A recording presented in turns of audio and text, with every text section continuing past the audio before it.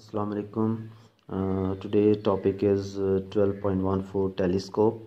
तो टेलीस्कोप जो है ये इसके बारे में आपको पता होगा, ये डिस्टेंस ऑब्जेक्ट को क्लियरली देखने के लिए यूज़ की जाती है।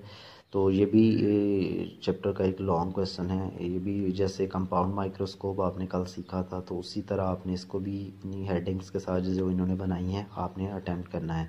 इसकी भी रे डायग्राम बहुत ज़रूरी है और उसकी आपने प्रैक्टिस करनी है। तो स्टार्ट करते हैं। स्टार्ट में इसकी डेफिनेशन है, telescope is an optical instrument which is use to observe distance object using lenses or mirror. A telescope a telescope that uses two converging lenses is called refracting telescope. So in refracting telescope, an objective lens form a real image of the distance object, while an eyepiece form the virtual image that is viewed by the eye. तो यहाँ पर भी lenses को दो ही नाम दिए गए हैं, ऑब्जेक्टिव जो ऑब्जेक्ट के करीब होगा और आई पीस वो लेंस है जो जहाँ से आँख देख रही है। तो ये एक स्केच सा देखें, ये ऑब्जेक्ट के करीब है, यानी दूर से आने वाली ऑब्जेक्ट को आप देख रहे हैं, रेज जो आ रही हैं उसको आप देख रहे हैं। तो ये ऑब्जेक्टिव लेंस है और ये आँख के करीब है, ये आई पीस है।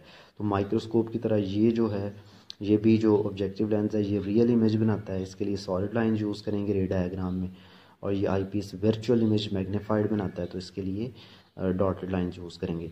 ये तो इसकी दूसरी डायग्राम है। आपने इसकी ये वाली रे डायग्राम जैसे माइक्रोस्कोप की थी वो उसी तरह की बनानी है। तो इस डायग्राम को भी एक्सप्लेन करते हैं, काफ़ी हद तक सेम है।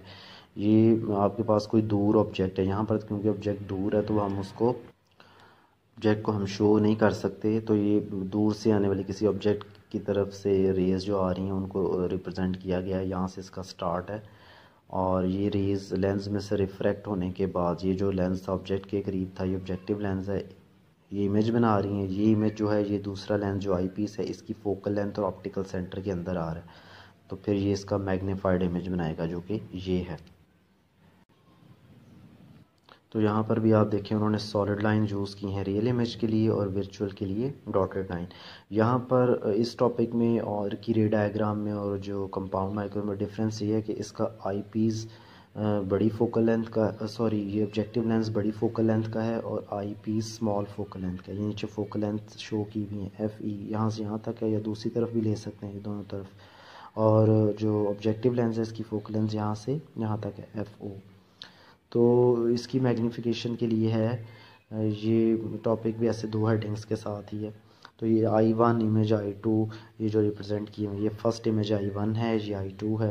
तो ये जो फिगर है इसके मुताबिक आपने एक दो दफ़ा रीड करके इसको आप अपनी वर्डिंग में भी लिख सकते हैं। इसकी मैग्नीफिकेशन के लिए फार्मूला आपके पास है FO/FE। FO for focal length of objective lens और FE focal length of eyepiece. इसके अलावा ये साइड पे एक इन्फॉर्मेशन शॉर्ट के लिए बहुत इंपॉर्टेंट लिखा हुआ है, टेरेस्ट्रियल टेलीस्कोप इज़ अ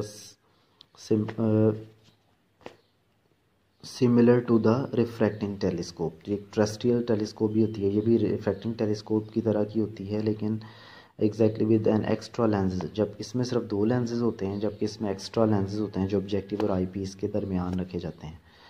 इसके अलावा ये मैग्नीफिकेशन जो इन्फॉर्मेशन मैं बता रहा था कि ये जो जिस डिवाइस में, ऑप्टिकल डिवाइस में या इंस्ट्रूमेंट में दो लेंसेज हों तो उसकी मैग्नीफिकेशन दोनों का प्रोडक्ट होती है, तो इस बारे में लिखा हुआ है। इसके अलावा ये टेलीस्कोप के बारे में लिखा हुआ है इन्फॉर्मेशन, ये एक शॉर्ट क्वेश्चन है। Telescope can not make the image look bigger because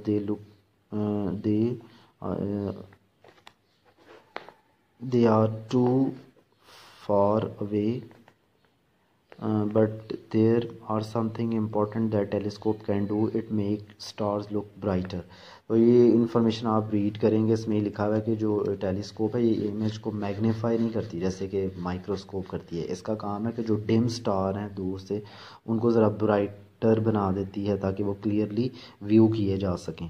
तो ये बताया जा रहा है कि अगर हम नेकेड आई से देखें तो तकरीबन 3000 इंडिविजुअल स्टार्स आप देख सकते हैं रात को, लेकिन अगर आप माइक्रोस्कोप के थ्रू देखेंगे तो ये जो आपका व्यू करने की एबिलिटी है ये 10 फैक्टर, एटलीस्ट 10 के फैक्टर से इंक्रीज़ कर जाएगी।